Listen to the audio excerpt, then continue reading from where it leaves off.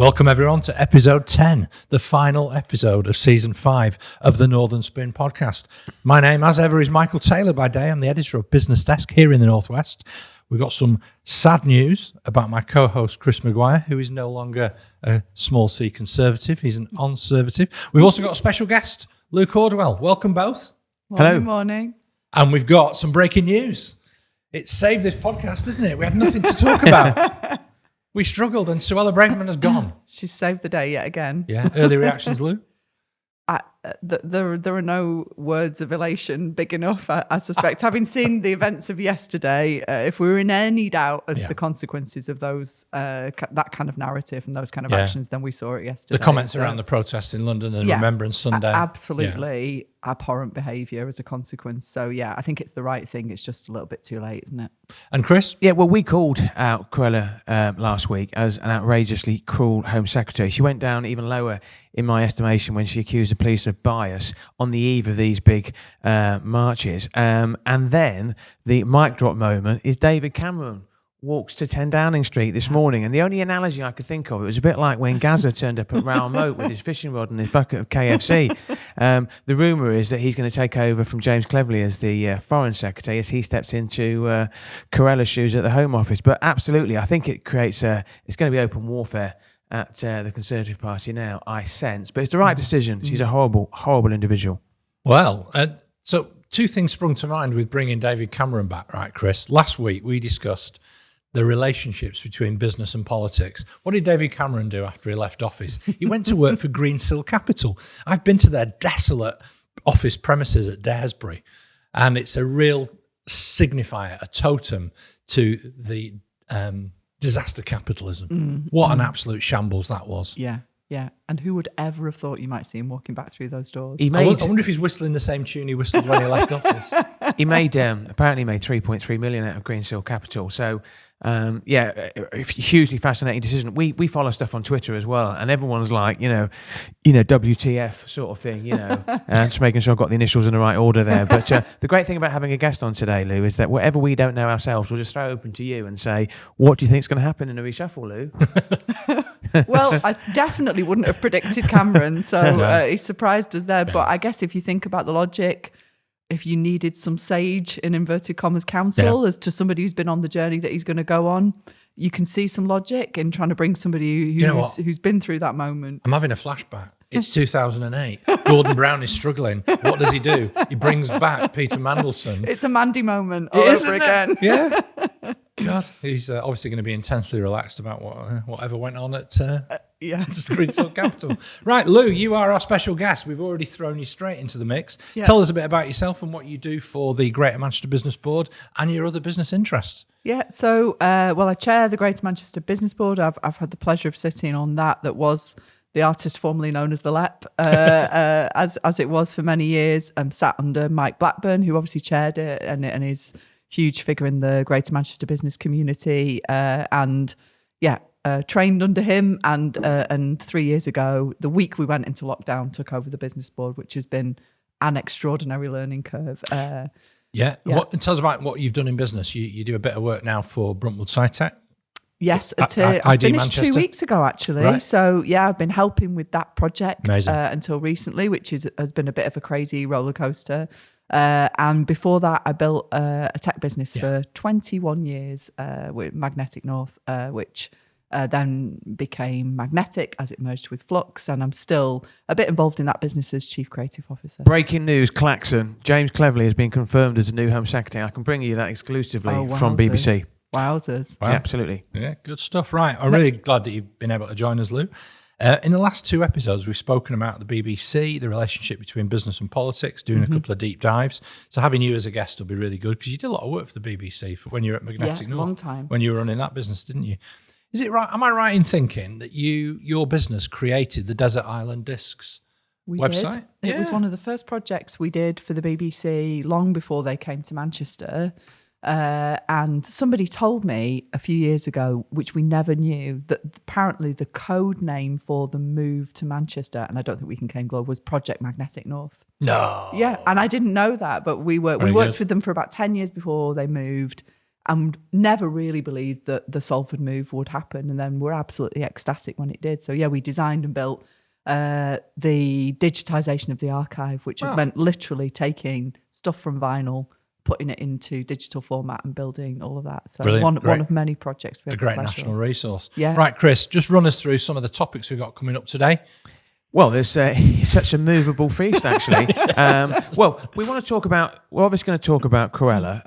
We're obviously going to talk about David Cameron now. Like you mentioned as well, we're going to get your insights as well, because you were at the Labour conference and you were at the Conservative conference. Yeah. You were there when Rishi Sunak announced that High Speed 2 has been binned off to the north, and David Cameron came out famously the day after and said, or the day before, and said this would be a terrible mistake as well. So we're going to get your inside track on that, and the way the Conservatives really didn't want to get around the table with you and Andy Burnham, and that was hugely fascinating as well. I want to talk about Reach, the newspapers. They've announced cuts of 450 job cuts last week, which is absolutely horrendous. We're going to talk about that as well, and I'm going to talk about a program that I watched called The Detectives, which focuses on organised crime in Rochdale. Fascinating. Is recommended to me by one of your good friends, Michael, Andy Spinoza. Which is a seamless link, of course, because I went to the paperback launch on Friday night of Andy's version of his book Manchester Unspun, which was absolutely fascinating, with the broadcaster Stuart Maconie. We're also going to be talking about the events that happened in London and other cities over the weekend around Remembrance Sunday and the Gaza demonstrations. Before all of that, though, we've got a few thank yous, starting with the award-winning What Media, who expertly produce our podcast every single week. They recently won the Best Travel Tech Provider Award at the Global Youth Travel Awards in Lisbon, in Portugal, one of my favourite countries to visit. And we're also going to be thanking our headline sponsors, FI Real Estate Management, Chris. Yeah, absolutely. Yeah, FI Real Estate Management have supported us through the last 2 seasons of Northern Spin. They're headquartered in Chorley, but they have a network of properties across the UK with bases including in London as well. And tenants can tap into that network of properties as well, so they can cater from anyone from a one-person band working from home or a company wanting a whole office, like an enterprise customer. They don't just work in one sector, they work across the piece, across office, commercial, industrial markets. FI Real Estate Management pride themselves on growing with their customers on their journey. So if you need space, contact FI Real Estate Management. Thank you very much, Chris. Right, we've got our special guest, Lou Cordwell, the chair of the Greater Manchester Business Board, formerly known as the LEP. Now, the LEP's local enterprise partnerships were introduced by the Conservative government, by David Cameron's government, in fact, in 2010, after the abolition I feel a theme coming on today. Yeah, after the abolition of the regional development agencies. So you've obviously, you mentioned the context that you started sharing it during the pandemic. Do you think, on balance, as that relationship as the voice of business here in Greater Manchester, the one you've chaired, but also, you do work on is it the N8 or whatever it's called? Yes, yeah, the MP11. The MP11. You said the mayor's is the 8. You said yes, but I was completely incorrect. Yeah. You're in the right ballpark. MP11, yeah. N8's universities, isn't it? Yeah.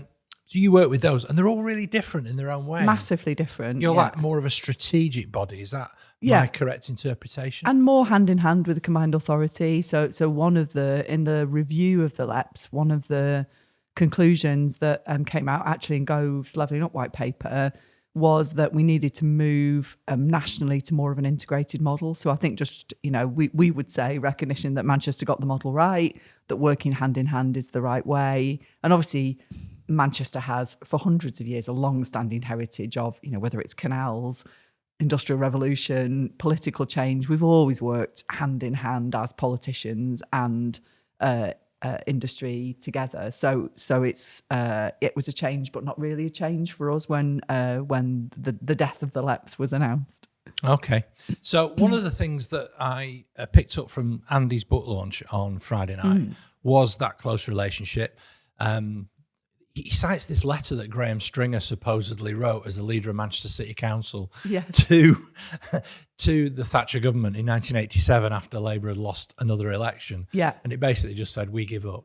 We're not going on the collision course that Liverpool have had. We're going to work with you. Yes. And obviously they started a great relationship with Michael Heseltine. Yes. Who Heseltine was instrumental in all of that. Yeah. And then in fairness, actually massively passionate about devolved power, the success of the regions outside of London and the southeast, and so a huge supporter actually of that work.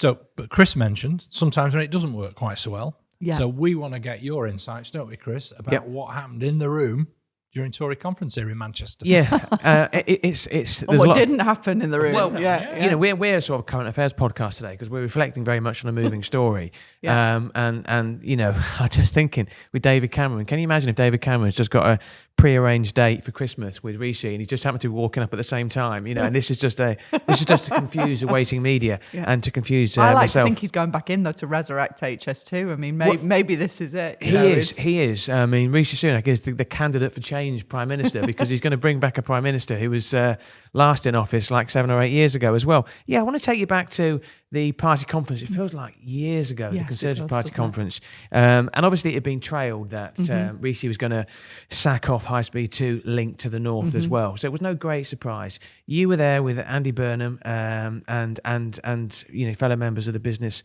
group. When Rishi Sunak announced that he was stopping it, it wasn't going to go ahead. And just remember, this is a family show. What was your immediate thoughts? Well, I think there was a bit of an air of disbelief, really, that, you know, it was kind of trailed, as you said, that they might announce it when they were in Manchester. It felt like a slightly crazy mic drop move to in the city that would be most affected by that news, that you would be audacious enough. And I think at one point we thought perhaps it was going to be a bit of a show of strength, you know, that the idea was this was Rishi making bold moves, except it kind of dribbled out, didn't it, across the conference rather than a big announcement. So we held a press conference in the end just before the Tories left town on the train with Bev myself Craig, and yourself, Bev and Andy Andy, Burnham. really. And I think the words and the language we used in that were around betrayal, really, that, you know, we've always considered, in the way you're describing there from this kind of Stringer era, a very open door policy in Manchester, whether you want to come talk to business, whether you want to talk to political leaders, both.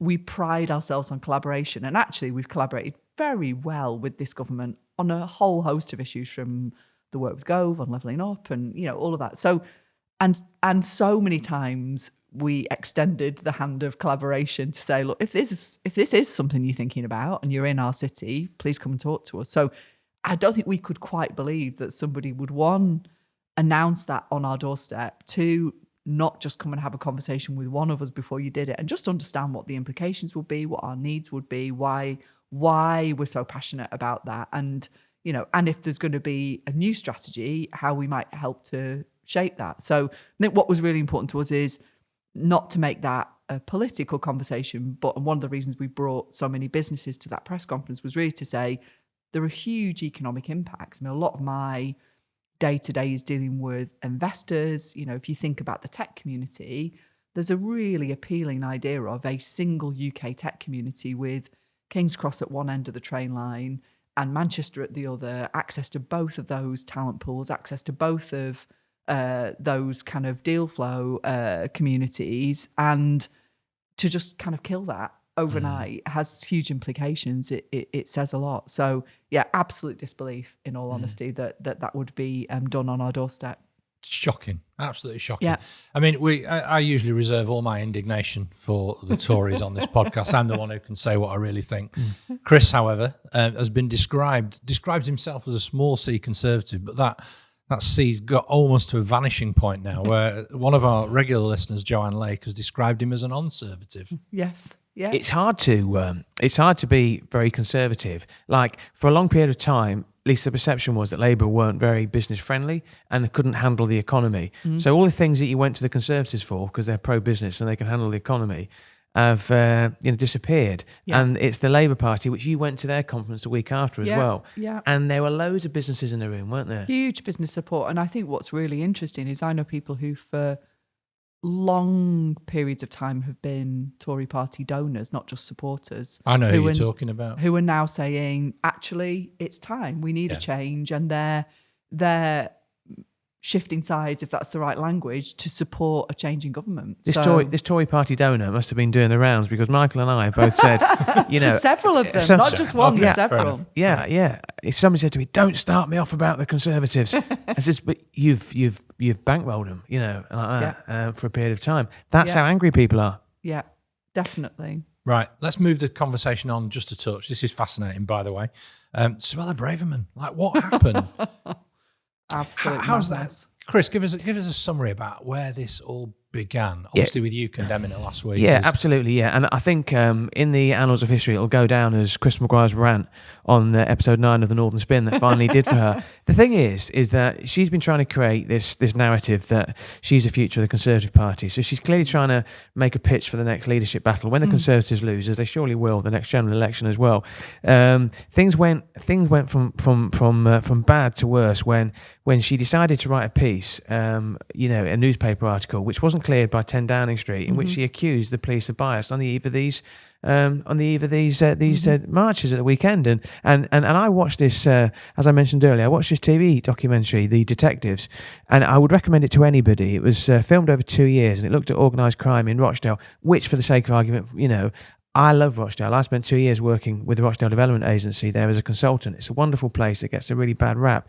This program is absolutely fantastic and well worth watching.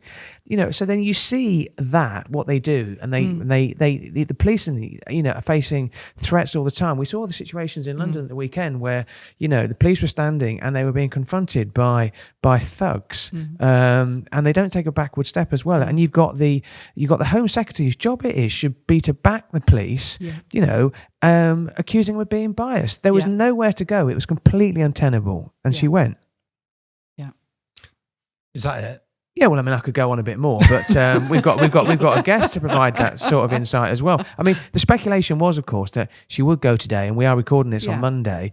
And but obviously, you got the Rwanda decision on Wednesday, when the court's going to come back as to whether or not that policy is lawful or not. That'll be interesting. I tell you what's really interesting is that she genuinely thinks that she could be Conservative Party leader. I think even with a reduced Tory majority, with a rump of Tory, let's say there's 120, 150 Tory MPs after the next general election, how many of them really are thinking, she's the one to get us back from this really, really bad electoral position? I don't think she's got the numbers. No, I don't think so. But I think what is interesting is who's supporting that. So she can't be having that conversation just with herself. So there must be at least some support within the party, and I think it's also this kind of gamification of politics that we've moved to an era where the purpose of the press articles, the statements, the shuffles is about the personal career progression of those individuals, as opposed to you talk about the Heseltine era and an absolute vocation, and whether you agreed with the policy or not. Genuinely, it came from a perspective of, do I believe this will be the best thing for the country? And whether that works out or it doesn't, time will tell.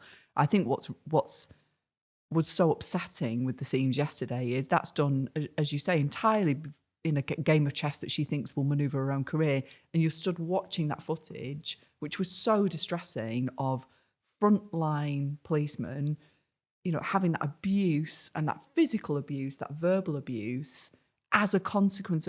So if you're in the public eye and you're in a position of incredible power like that, everything you say has a consequence, and you have to consider your words really. So using those platforms for your own personal gain is just wrong. And then obviously the whole tone of what's coming out of her mouth when she speaks is incendiary, and fueling hate. We're seeing that now ripple through not just those political moments, but the interaction with public workers generally in society, which is horrific. I want to ask a question, if I may, which is, we've spoken about Corella. She's not going to disappear, and we talk about, this rump of support that she's got. I mean, Andrea Jenkins, Leeds MP, Conservative MP, she's come out on Twitter. We don't call it X, incidentally. It's how I stand against Elon Musk. I like that. Saying that she's backing Suella Braverman. It's a bad decision by Rishi Sunak. Now, the fact is, if Michael calls them the thick right, which they are, to be fair, that side of the party, because, they are completely deluded as well. And Andrea Jenkins' track record is not very good as well. So if you only get the mad right coming out in support of Suella Braverman, that will be a good decision. The bigger issue, though, is what it means for Rishi Sunak. Now, I think Rishi Sunak was in a very invidious position before the weekend, because if he got rid of her before the weekend and it kicked off like Suella Braverman said, then he would look bad.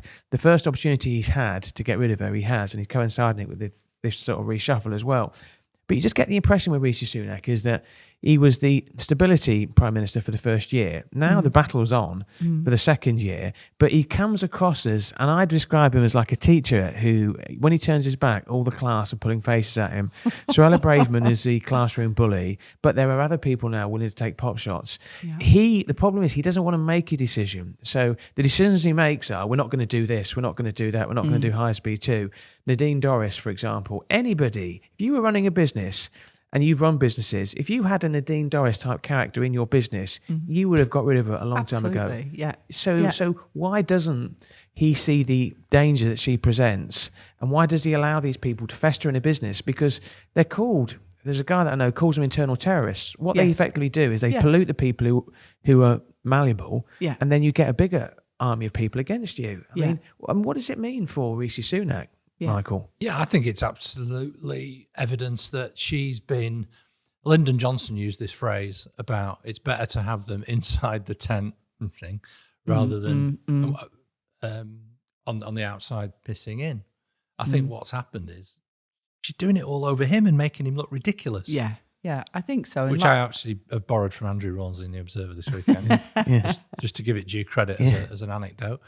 I do think I think weakness is almost built in and baked into his political persona. I think so. I think he probably recognises that it was only a matter of time before he knew he had to get rid of her, that it was untenable. She was almost begging him to sack her so she could take up that position as the leader of the thick right. And there's a few other people like MP John Hayes. One of the other things that consequences of this reshuffle is other Tory relatively junior ministers, not frontbench ministers like Neil O'Brien, who's been in many ways a great ally of the projects that you've been working on. Definitely. He was a Levelling Up minister. I know he's been working in the Department for Health on an issue I feel really strongly about vaping and regulating the vaping industry. He's decided he wants to spend more time with his family and with his constituency, and I think it shows the panic on the faces of a lot of Tory MPs is that the poll leads at the moment are so astronomical that they're going to have to work a little bit harder on their own individual patches. I think so. And can the Tories afford to lose talent like him? Yes. And you've dealt with him. Yeah, and he's super smart, listens to the evidence, creates smart strategy and policy on the basis of that evidence, exactly the kind of brain that they need in future government. I think, yeah, I mean, you're quite right with the analogy with business. I mean, it's going to be, in the best of circumstances, an extraordinary long shot for the Tories, isn't it, at this next election? The best chance you would have is to get your own house in order, make sure you've got unity in your team, that everybody is pointed at the same North Star, everybody's got your back, and you're leading really strongly from the front. And it doesn't feel like that's what he's creating well at the moment, which gives him even less chance. Got some breaking news, Michael. You want to know this? Go on. Okay. Like I say, I am the newsreader today, following what's happened. An announcement on Twitter from the Prime Minister's Twitter account. The Right Honourable David Cameron has been appointed Secretary of State for the Foreign, Commonwealth and Development Affairs. I'm just checking to make sure this isn't a parody account. I was going to say, can you please double check absolutely, that isn't a parody? And there's a picture of him looking all smarm and the first comment. It's not April Fool's today, ? Care to tell us which constituency he represents? It's like, this is one, and I'm making a danger here because I'm reading stuff out without having vetted it before. It's like when EastEnders loses its way or viewers decline, they run out of ideas and bring back Cindy. So Cindy Cameron is coming to the rescue of the Conservatives. I wonder what that's doing for the odds of the Conservatives. Well, speaking of EastEnders, I remember when Danny Dyer blamed David Cameron for Brexit and said, there he is with his trotters out in Nice. Well, he can still be in Nice, can't he? Because that's foreign now. Fascinating move, that, isn't it? So let's hope it's not a leadership contest, eh? Yeah, no, it is fascinating. You know, this is the last episode of season 5 of Northern Spin. We're taking a break for Christmas. We are coming back for a special to review the year, but we might have to bring back season 6 early to discuss because I think this could be we could have a really busy 4 or 5 weeks before Christmas now. Yeah. Might have to review it. The one thing that's worse than 2 wannabe journo hacks, wanting to be politicians, is not having a platform to vent our opinions to the world. You've got to because do it. Everybody wants to know what we think, don't they? You want to know, Lou, don't you? I would like to know. Okay, good enough for us. Did you get that on camera? Okay. Very good. Right, just one thing we do before we go to the break. At the book launch of Andy Spinoza's book on Friday, Stuart Maconie, who was interviewing him, obviously from Radio 6 Music, author, broadcaster of some long standing, he said something that's been chipping away at me all weekend. And I'm interested in your view on it, Lou. And it's that the rest of the North now thinks of Manchester and speaks of Manchester the way the rest of the country thinks and talks about London. Yeah? Yeah. It not always in a good way. Like, Yes. a lot of my towny relatives from Lancaster, they speak with starry eyes and say, oh, we're going to come down Manchester. And there are people from outside who refer to the city centre as town, which is something Andy describes in his book. Which I'm sure you'll... Yeah, I still use that phrase, going to town. Going to town. But not always in a good way. There is that sense that you will have got, as the chair of the LEP, that Manchester gets everything. Yeah, and I think we've had that circulating for a while. I mean, as soon as the levelling up narrative was introduced, there was this kind of backlash around, well, levelling up doesn't mean Manchester. Manchester's had enough, and actually it means everywhere else. And you have to remind people levelling up is not about levelling us down. And I think, Howard always used to... Howard Bernstein always used to, eloquently point out that, there was no strong southeast without a strong London, in the same way there is no strong north without a strong Manchester. And, we have things like the international airport, we have the transport connectivity, Piccadilly, the most connected point in the north of England, all of those things. I think it shouldn't be Manchester at the expense of the rest of the north. And I think actually the advent of people like Andy as leaders and Bev as our lead, they're very collaborative across the north. They work in a really joined up way. We've worked across the MP11 and the LEP. So I think we recognise that we need the other cities and city regions of the north to do well, but also we can help a bit with that heavy lifting as well. So, but I think, it's circulated before as the anti-Manchester narrative. It's back to the hate dialogue, isn't it? It's like, it doesn't have to be either or, and it doesn't have to be a negative. People's success and places' success can benefit everyone. What do people in Chorley think about Manchester? Do they look down at it as the big gleaming big city where you live? Yeah, I quite often eat at Harvesters. If you're interested, it's it's described locally as the Ivy of Chorley. You'd be very welcome there. Michael, not so, because he's dished it in the past. No, I think the thing is that, like, Chorley's in Lancashire, right? Lancashire is going to get a devolution deal, but it doesn't want an elected mayor. Yeah. It looks towards Manchester, which has got an elected mayor. It looks towards Liverpool, which has got an elected mayor. And it sees them as, if you like, sucking the talent away from the regions. I don't think, I think a bit like you were saying earlier, I don't think people necessarily see, Manchester as the evil big brother now. I think Manchester and Chorley and Bolton and these areas see their role. They benefit from this association with a strong Manchester. One thing that interests me, though, if I may, and I'm conscious of our time, is that recently the GM Business Board signed a partnership with innovation clusters in Cambridge to boost investment in both cities and across the wider UK. Yeah. We talk about levelling up as levelling up in the north as well, but you're saying levelling up, doesn't need to be Leeds, Liverpool, Newcastle. It can be Manchester, Cambridge as well. Why is that so important, do you think? So I think we're entering a really challenging era for the UK. So the UK has, regardless of whichever government we have, a massive ambition around science and tech, in particular on the innovation agenda. It has huge international calling cards like Cambridge, which are, whether we like it or not, globally significant and bring people and money and talent. But if you go and spend time in places like Cambridge, they also have challenges we don't have. So in pockets of Cambridge, you almost have a kind of anti-growth view, because there's 120,000 people live in Cambridge versus 2.8 million in Greater Manchester. Property's expensive, transport is difficult, access to talent is difficult. So there is you've got the government's 2040 strategy around Cambridge, but it's not going to overnight solve the problem. So from a UK perspective, we've got an opportunity to build a really strong UK proposition between those two cities that says, if we want to land 1,000 jobs in science and technology, you can put 900 in Manchester really comfortably and 100 in Cambridge, and you can get the benefit of both of those universities, both of those talent ecosystems, and that's great for the country and great for both of those places. And as those businesses in Cambridge scale up, if they're in advanced manufacturing or biotech, where are they going to build the factory? Where are they going to put their next 500 employees if they're not going to find that on the doorstep, and they can't, and some of those employees can't afford to live in Cambridge anymore? So I think what we realised in those, again, it's about holding hands with other places, and that doesn't just have to be across the north. I think this next era, if we can be smart on our collaborations between places, we can probably get there a lot quicker. Fantastic. Right, that's probably all we've got time for in this section before we come back for our regulars of On Manoeuvres, which, well, where do we even begin with that one this week? Anything to see here? Where do we even start with that one as well? And, of course, our cultural bit at the end where Chris will be giving us the latest update from the star menu at the Harvest. Have they brought the Christmas menu out yet? Anyway, before all of that, let's have a word from our sponsor, Assets Capital.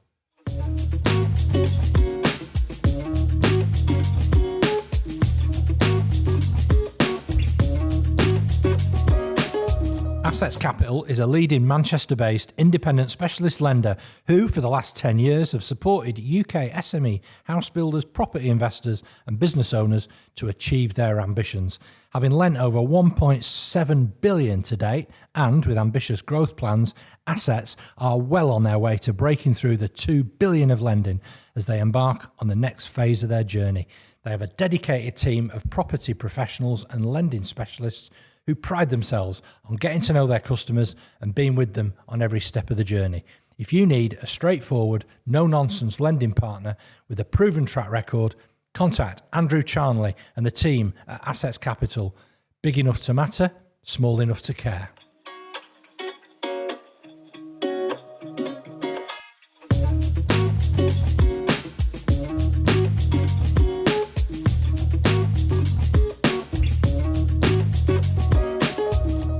Welcome back to part 2 of Northern Spin and a couple of our regular features, Anything to See Here and On Manoeuvres. We're also joined by our special guest, Lou Cordwell. So Lou, when you started Magnetic North, you did a lot of work for the BBC. Yes. We spoke about the BBC a couple of weeks ago on this podcast in a deep dive episode that we did. What's your take generally on the BBC and more particularly their contribution to tech in the North? I mentioned on that one 2 weeks ago, the iPlayer was invented at Media City in their digital team, wasn't it? For instance, which is one of the best innovations the BBC have done in recent years. Definitely. Although I have met at least 43 people who all claim to have personally invented it. So we never quite sure, but definitely up here. And I think, you know, we always said when the BBC came, and you know, we worked with the BBC for 10 years before they made the move north. And I think we always said when you wrote the history of Manchester's science and tech success story, that as we hoped it would be then, that would be the big flag in the ground moment. And I think it's easy now to forget that. It's easy to forget those roots. And as turbulent as it was at the time, because they hoovered up a lot of talent that they then spat back out and trained up, it was a really seminal moment and a massive mark of confidence and actually a good reminder as we start to think about the economy and what comes next of the role that public service organisations can play in boosting regional economies and the UK as a whole. So, yeah, I have a massive affection for the BBC and what it brought here. That's the good thing. That's the good stuff. Right, okay, the media's changed. Yeah. Has the BBC changed quick enough? I don't think it's changed quick enough. And I also think, you know, it's been under attack from the current government quite severely, both in terms of its budgets, you know, its pressure to behave and conform, and I think actually it's lost a lot of its way and a lot of its talent. So I think it will be really interesting to see whether a change in government is prepared to grab hold of a different opportunity for the BBC, because to have a public service broadcaster in this country is a massive asset, and you only need to travel, as we all do internationally, to be reminded of that. And outside in, people see it as a massive asset.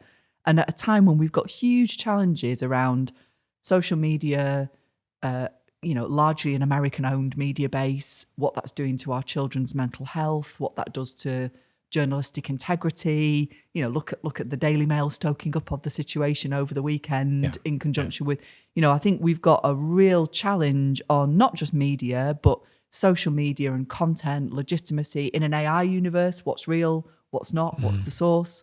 So I think the BBC could play an important role, not just in British media, but in society, actually, in solving some of those challenges that we've got moving forward. And sacking Carol Vorderman isn't part of the plan. Definitely. I mean, Vorder's for PM, right? She rules the free world. Yeah. So what's been going on with that, Chris? Carol Vorderman, anything to see here? Yeah, we've spoken a lot about the fact that she's very outspoken against the Conservative government, which she thinks is riddled with corruption. And she's called it out. The thing is, she's got a job on BBC Wales. So after the Gary Lineker kerfuffle, they brought in this new code of conduct in effect, and she was always going to be on the wrong side of that. Yeah. So inevitably she had to go. But you're not going to keep Carol Vorderman quiet. No. I think there's an interesting point here, though, in terms of these other celebrities who are outspoken. Gary Lineker, I've just mentioned, being one as well. I mean, do you think the likes of Vorders, have you met her? I've never met her. She was my dad, who's no longer with us. Yeah. His absolute heartbthrob, because one, she was pretty, and two, she could do maths, which was probably more important what to him than just like ideal woman. But do you think like the likes of Carol Vorderman and Gary Lineker et al., they should be allowed to say what they want on social media platforms? Well, I think if you're in the public eye, you're allowed an opinion. I think you're not allowed to be, inciting, ironically, given the conversation, inciting hate and terrible behaviour and behaving inappropriately. I think to have an opinion on these things is perfectly legitimate. I think what it does is illustrate the challenge of that kind of journalistic freedom is questionable now within the BBC, and they're obviously under a lot of pressure from the current government, and there needs to be a separation between the BBC and the government. The government should not be running the BBC. No, it's micromanagement at an insane level, isn't it? Just want to move quickly on to another media story that's happened over the last week. Both Chris and I have got backgrounds in the media, and Reach PLC, which owns the Daily Mirror, the Daily Express, Daily Star, but also a whole swathe of other regional newspapers, including on your patch, Manchester Evening News and a load of other weekly newspapers. They're getting rid of loads of jobs. Yeah. Some of the jobs under threat are some of the journalists that Chris and I know have rubbed shoulders with over the years. And it really does seem to be a further undermining of the strength of local media. Seems to be in a death spiral. Yeah, I'm really passionate about this as well. And, in terms of, you can look at the way they've done it, the way they announced it as well. There's some good people locally. People like David Higginson, who's a chief digital publisher at Reach as well. He's a newspaper man at heart, he took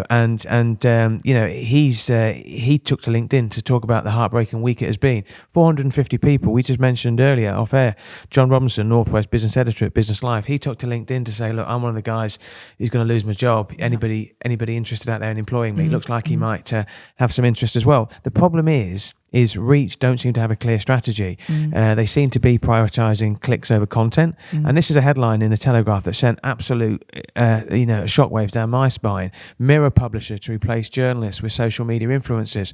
And I think what you're going to find, and where some newspaper groups are going, is content is key, but actually they're trying to do a shortcut by bringing in influencers. And as a consequence, this isn't like me and Michael as journalists, you could argue we've got a vested interest here. But if you go down that route, all you do is you water down quality journalism to the point you can't even see it. That must scare you. Yeah, I think that plus the advent of AI is really scary, isn't it? Because for our children, for the next generation coming through, what's true news? What's true media? How do you begin to interpret that? What's the source? What are the legitimate sources? And how do you learn to read news and understand what's true and what isn't, and interpret that? So I think there's always been a bedrock of regional journalism that is close to the source, is integrated into the community. And actually, I mean, we looked at it at your recent event, Michael, whereas it's not just about the journalism. They also convene, and they network people, they connect businesses, they're an integral part of thriving business communities. So I think that's the huge shame. It is indeed. Now, just one other thing I want to quickly move the conversation on to. It's not a frivolous story, but there's two elements to it. One is this week is Respect for Shop Workers Week, a campaign that the Co-op Manchester headquartered retailer is supporting, as is the Manchester headquartered trade union Usdaw, which represents people who work in shops. They've championed a campaign called Freedom from Fear because of the assaults that their staff have suffered. I was speaking to somebody from the Co-op last week who was saying, this isn't wiping a few things through the self-checkout or shoplifting because they're destitute. There are instances of that, but for the most part, it's looting. Yeah. It's people going in with holdalls and just swiping meat and vodka and all sorts of high-value items. And the numbers of their staff being assaulted is absolutely horrific. Yeah. And yet, on the other hand, there's a story I saw last week that Booths, Northern Quality retailer, have got rid of self-checkouts. Yeah. Are the two linked? Maybe. Yeah, I don't know whether the two are linked. I think the removal of the self-checkouts is great. Particularly, I mean, it's interesting with Booths, isn't it? They've got they tend to be located often in places where Knutsford and Hailbones. Yeah, and also there's a kind of a more elderly community for whom that could be their only social interaction of the day. Yeah. And if we look at an aging population, actually, I think it's good that people get more human to human contact, which is largely, good for their health and well-being, good for communities. I think it almost goes back to the events we saw at the weekend, doesn't it? That violence in the kind of retail environments and feels like we've got a breaking down of some of these boundaries and a legitimizing of that behavior. Probably that combined with, lack of police resources, which is, again, back to we've not got enough police probably on the streets because of the budget challenges and that just makes some of that activity easier. But, frankly, people in shops are not paid enough money to be dealing with that. So I think it's good that we raise awareness, but that in itself is not going to be the policy changes and the strategy changes that are needed, is it? And now we've got a new Home Secretary coming in whose responsibilities are policing priorities. Obviously, some of the policing priorities in a city like Manchester or in a city region like Greater Manchester are the responsibilities ultimately of the mayor as police and crime commissioner. But we do seem to have a more robust attitude from the police in Greater Manchester in particular in tackling crime that affects people in their daily lives, and rather than saying, "Oh no, it's all online and cyber now." Yeah, I think so. He seems a good sort of grassroots officer, doesn't he, Steve Watson? I think so. I think it's going to come down to the challenges for everybody as local authorities and police included, is the budget challenges that come up. So again, the police can only police as best they can with the budgets that they're given, so we know that's not just a Greater Manchester challenge, is it? It's everywhere across the UK. So, Chris, who have we got on manoeuvres this week? There must be loads. The entire Conservative Party is on manoeuvres this week as we keep being updated. I feel like that person you're having a meeting and they look at their phone when they're talking to you. I literally don't. And I'm keeping an eye on what's happening.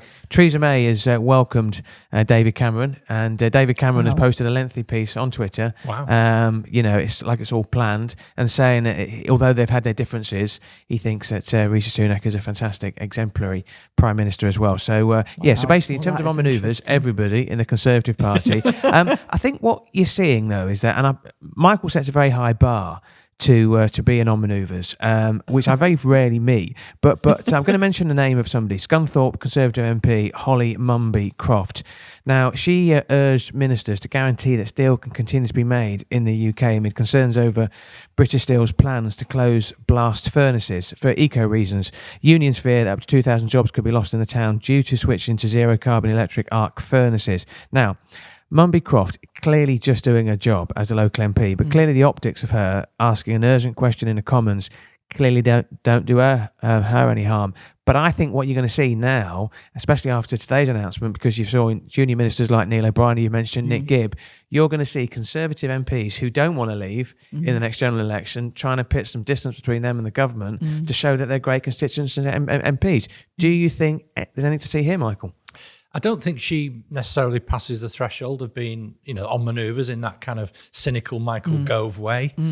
I think, but you make a very, very good point. See, just pause, everybody. I've just fainted. He never says that because you're here. Because you're here. A very, very, was it two varies or one? Very, very good point. You make a very good point that what this opens the floodgates to do is, given the perilous situation of the Conservative Party, you are going to see many more backbench Conservative MPs of some standing. And Nick Gibb has been the schools minister for as long as I can remember, under pretty much every Conservative Education Secretary and Prime Minister since 2010. He's been doing some version of that job at various times. So he's going to be on the backbenches, and he's got a huge amount of experience in the school sector. Not all good, but anyway. Neil O'Brien, another great voice on the backbenches, who's going to be a problem. Lots of problems being stored up for Rishi Sunak there, Chris. Yeah, I'm going to throw one back over to you, because we've not really spoken about the Labour today. We've not needed to, because we're talking about the Conservatives and Cruella's demise. One other name I want to mention to you is Bradford East MP Imran Hussain. Once again, I don't think he's meeting the high threshold of being on manoeuvres. He's doing his job, but he became the first Labour frontbencher to quit in protest at Keir Starmer's stance on the conflict in Gaza. this issue and this pressure on Sir Keir Starmer is not going to go away, is it? No, I think any constituency with a large Muslim population or with a large population that feel incredibly strongly about the situation in Israel and Gaza are going to be putting a lot of pressure on Keir Starmer to make a stance. Not that, I mean, I've spoken about this on this podcast before, not that it's going to make a blind bit of difference to what Benjamin Netanyahu does, whether either Keir Starmer says something in Parliament, Andy Burnham signs a letter, or Frankie Boyle does a pledge on Twitter about what's going on over there. Yeah. No difference at all. But the Muslim community is mobilised on this issue. Yes. And imams and community leaders are putting the word out that we want what we want here. And they're putting an incredible amount of pressure on MPs. And this is what they're going to have to do. Fall into line. Anyway, Lou, it'd be wrong to ask you who you think's on manoeuvres, but I noticed in the Observer at the weekend there was a My Sunday in the Sunday supplement from Lord Heseltine. Yes. And we spoke about Hesse before, didn't we? You met him a few times, right? Yeah, he's one of those rare beasts of a true vocational. Well, it feels rarer these days, doesn't it? A true vocational politician. And actually, I think one of the most surreal meetings of my brief semi-political career, where we had a meeting with Pete Heseltine and with Michael Heseltine and Pete Waterman, which was was a slightly trippy moment, right. but yeah, he's who was DJing? Yeah, definitely not Pete. Hesse. Yeah. But yeah, and actually a long-standing friend of Manchester. Yeah, as well as probably the only Conservative who'd get a respectful showing in Liverpool as well. I think and that's of course, true. Nadine Dorries. Yeah, really, really positive though about and supportive of regional growth and regional devolution and that overall agenda. So Can I just say, Lou, as we are coming up to Christmas. Have they brought Heseltine back as well? Well, I'm just keeping an eye on it. But in his statement on Twitter, David Cameron has, like I mentioned earlier, has praised Rishi Sunak as a strong and capable Prime Minister who is showing exemplary leadership. But if you are looking for a little Christmas present, Secret Santa for Michael, get in the Nadine Dorries book. He would love that. He really would. I can imagine it's top of his Christmas list. Well, I watched her on the news last week. It was deranged. No, she is. No, absolutely. Yeah, extraordinary. Yeah, I just think the difficulty with that is if somebody said to me, Chris, we want you to appear on GB News or another publication, another media outlet, and say, I want you to review Nadine Dorries' book, I said, I can't do it. I can't waste 5 minutes of my life reading that piece of fiction. Right, on that note, let's go for a quick break before we come back for the fun bit.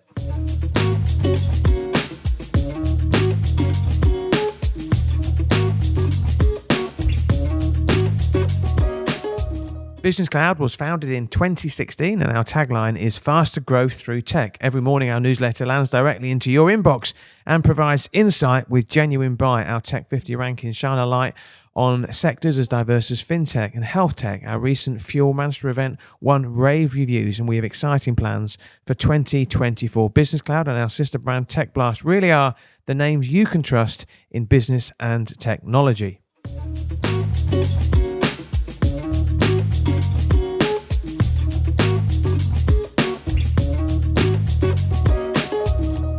Fantastic. Welcome back to part 3 of the Northern Spin podcast. This is the bit, Lou, we like to call the fun bit. But the whole thing's been fun, frankly, today, having you on as our guest. I want to talk about running in a bit because you and I have both discovered the bug that is running. Yes. But also I want to just quickly mention Christmas markets. Yeah. I'm not a fan, right? But they must do great things for Manchester's economy. Yeah. I mean, they're a big part of our visitor economy, aren't they? And and I think, they are on manoeuvres because they seem to be changing what you've done location. there. You can come back. I'm hoping You for a can come job, back. But yeah, I mean, a massive part of our whole Christmas experience and, and how we bring people into the city every year. I should just mention that it's the 25th anniversary of the Christmas markets in Manchester. Gosh, now I feel really and old. Michael made a point, quite a humorous point, was probably the reason I remember it. He said off air, he said, are there Germans who come to, do we send people out to Germany to see a Manchester market, as well? It was better when he said it himself. And what would be in a Manchester what market? would be in it? What would be in it? I mean, Knock off Stone Island from Cheetham Hill. Obviously. Vapes. Yeah. A bit of old Joe Blogs. Yeah, I went to Birmingham at the weekend actually, and they've got a Birmingham's Frankfurt Christmas market as well, and it's massive. You think to yourself that the Christmas markets is like the domain of Manchester, but Birmingham have gone massive on it. What I sort of don't like about the markets, it sometimes is this feeling, this faux Christmas joy, and that you spend like £9 on a pint or a 1 foot Frankfurter for 10 quid. I think this is great. And my wife, she says, got to get some mulled wine. I said, why have you got to get mulled wine? Because it's Christmas. That's what I don't like. Yeah. You're going to be calling me Ebenezer Scrooge. Well, I wouldn't be the only person. Right, come on, Lou, talk about running, right? This is a relatively new thing for me, as it was for you as well. Yeah, well, I did it a long time ago before I had kids, and then kids sideswipe most of your life. And then I got back into it actually in lockdown. So I got started with walking because I couldn't sit on a Zoom for more than an hour at a time. And like lots of us did, got into doing walking and talking and doing some of our end of the day calls, and then the walking got faster, and then I thought, I might just start running again. Now it is absolutely part of the most important part of my daily ritual is going for that run. You run every day? I run every day. Yeah. Oh, amazing! Yeah, Right. and we were talking about this before. The headspace, and just it feels like the biggest luxury to take that time out and just have a bit of time to think, decompress, think about the day, solve the tricky problems. So. Do you listen to anything when you do Sometimes I'll listen to Northern Spin. The Northern Spin Spin insert that obviously line in the it. Northern Spin podcast, which I'll have literally nothing to listen to after this, so you need to bring it back for a few weeks. But yeah, I do. I like the make my little playlists and go and See, I like the stomp the solitude streets of it. of Sale. People often say to me, "Oh, did you do park runs or do you go or training with anyone else?" And it's no. I love the solitude of it. Yeah, solitude. Don't want to look around and see whether I'm a lot slower than everyone else. I just like my own little pace. Yeah. I've been overtaken. I've been overtaken by geriatric dog walkers. I do not run fast. You just don't look up. That's the thing. Yeah. One thing you mentioned there, though, is that you took up running really a lot. Or you sort of re-engaged with it during COVID. Yeah. I started running during COVID because I was working from home, and because I wasn't getting out of the house, literally, I just wanted to do a 2K run. I did it about 5 or 6 days a month, a week. But then the gyms reopened, started going back to the gyms. But I sort of missed running, and I only do it about twice a week. And I only do 2 kilometers because what I find, if you run on the roads, your knees and your ankles hurt. Yeah. Especially when you're over 50, which me and Michael are. But very, very diplomatic. But I do find it really good. And I don't know about you. I've noticed a lot more people running now. So many more. Yeah. Yeah, so many more. And it's free and you can do it anywhere. So if you end up stuck in Cambridge or stuck in what you can take your running gear, you can go out for a nice, and you get to see a bit of a place as well. So I love it. And even when it's freezing, I still like the fact you get a bit of fresh air at the end of the day. And Michael likes running through the Manchester Christmas markets, listening to Nadine Dorris's book on Audible. I look forward to that festive sight this year. Okay. Right. Come on, Chris. What TV recommendations have you got? Well, You've got some good ones Yeah, recently. I have actually. Yeah, I have. Well, I mentioned The Detectives, which is excellent as well. I watched one on Netflix, which was All the Light We Cannot See, which is absolutely fantastic. It's based on Anthony Dua's book. Hope I pronounced that name correctly. It plots the story of a blind French girl and a German soldier. Some outstanding acting. Mark Ruffalo, he's fantastic. Aria Mia Liberti, who plays the main part. She's actually a blind actress herself, and she beat off competition from 2,000 or 3,000 other potentials to take the part. And a German actor called Lewis Hoffman. They played the standout parts in it. Absolutely brilliant. Have you got any recommendations? Because you were at Celtic Aberdeen yesterday, weren't you? I did. I went up to Glasgow to meet Cousin Alan, and we watched Celtic against Aberdeen. It's the first time I've been as a home supporter, I suppose, to Parkhead, home of Celtic. It was a great experience. The atmosphere was a bit lacking because Celtic have actually banned a huge section of their support, and then another section of their support didn't go to the game and boycotted it in solidarity. And they're the people that would often fly. They've been flying Palestinian flags. They're very kind of Irish Republican. And yesterday was Remembrance Sunday. So, there was I would say a 13-second attempt at a silence, which didn't last very long, which shows you the culture wars that go on in Scotland, which was absolutely fascinating. Culture-wise, I've been listening to the Tortoise daily podcast, which is amazing. Great insights in the news. A good interview with James O'Brien, his book coming up soon. Are you coming to his Manchester gig? Not at £75 a ticket, I'm not. I managed to snaffle it a lot cheaper than you're the chair of the business board. Yeah. I sense a free ticket coming Michael's way. I paid good money, and I'm taking our good friend Steve Connor as well as a thank you for we'll enjoy that. Yeah, Greater Manchester's very own Moby. Yeah. He's vegan and bald, by the way. That's why. I also watched a documentary about the Essex Range Rover murders. I must have watched more films about one crime on that than anything else. Not sure it really got anywhere, but it was a very, very well put together documentary on Sky. And I've started watching Cobra. I'm on season 2, where Robert Carlyle plays a Conservative MP who I think is very David Cameron-ish. I've watched that. Yeah, I would agree with that, which brings us full circle. Doesn't it just? PM Sutherland, yes, modelled on David Cameron. So this is the final episode of season 5 of the Northern Spin podcast. We'll do a special in a couple of weeks where we'll review 2023, give some updates on the Cabinet reshuffle, which will probably go on for about a week. We've got some exciting plans for 2024 and season 6. We'd love to have you back as a guest, Lou. It's been really good. We're getting a new look. We're going to have more guests like you. We're going to have more interviews and a slightly different look to the podcast as well. But that's all it. That's it. That's a wrap, as they say in Teleland. If you want to sponsor the podcast, get in touch. We're on Apple Podcasts. Please review us. Don't forget to press subscribe. Follow us on Twitter, @northern_spin1, or watch us on YouTube. Follow us on TikTok @the.northern.spin. Thanks for that. We're getting loads of good hits on there now. Chris's daughter Imogen posted a TikTok video of me last week, and it had over 2,500 impressions. Blind. Yeah. Most of which can be traced to his family. I don't have that big a family. Anyway, thank you to Watt Media for recording the podcast, to our sponsors, FI Real Estate Management and Assets Capital, and thanks as well to our employers, Business Cloud and the Business Desk, for giving us the time and space and latitude to do this podcast. Special mention to Elliot Taylor for providing the music, New Beginnings, his track. My name, as ever, is Michael Taylor. This has been Northern Spin. And my name is Chris Conservative Maguire.